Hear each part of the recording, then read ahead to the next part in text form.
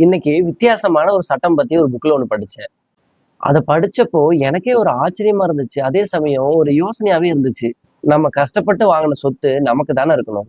இந்திய சட்டப்படி limitation act 1963 article 65 உங்க பட்டா நிலத்துல 12 வருஷமா உங்க அனுமதி இல்லாம ஒருத்தர் பயன்படுத்திட்டு வர்றாருன்னா, அந்த நிலத்தோட உரிமையும் அவருக்கே சொந்தமாயிருமாமா. இதுக்கு பேரு தான் அட்வர்ஸ் பொசஷன். அதாவது சட்டம் என்ன சொல்லுதுன்னா, அந்த உரிமையாளருக்கு தன்னுடைய சொத்து மேல எந்த விதமான அக்கறையும் இல்லைன்னு முடிவு பண்ணிருதாமா. ஆனா இதுல ஒரு முக்கியமான பாதுகாப்பு இருக்கு. யாரையாவது உங்க நிலத்துல தங்கறதுக்கு விடுறீங்கன்னா, தயவு செஞ்சு ஒரு ரெண்டல் டீட் போட்டு வச்சுக்கோங்க.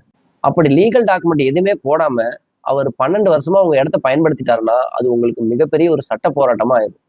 இது யாரையும் கஷ்டப்படுத்தவோ, வெளியேத்தவோ சொல்லல. அதாவது கஷ்டப்பட்டு சம்பாரிச்ச சொத்து முறைப்படி அவங்களுக்கே இருக்கணும் அப்படின்ற ஒரு விழிப்புணர்வு மட்டும்தான். அதனால வருஷத்துக்கு ஒரு தடவையாவது உங்க இடத்த நேர்ல போய் பார்த்துட்டு வாங்க. இது நான் படிச்ச ஒரு தகவல் தான். இத பத்தி வேற ஏதாவது உங்களுக்கு டவுட் இருந்துச்சுன்னா, உங்க லாயர் ஒருக்கா கேட்டுக்கோங்க. இப்படி ஒரு சட்டம் இருக்குன்னு இன்னைக்கு தான் உங்களுக்கு தெரியும்னா, நம்ம பேஜ ஃபாலோ பண்ணிக்கங்க. Thank you.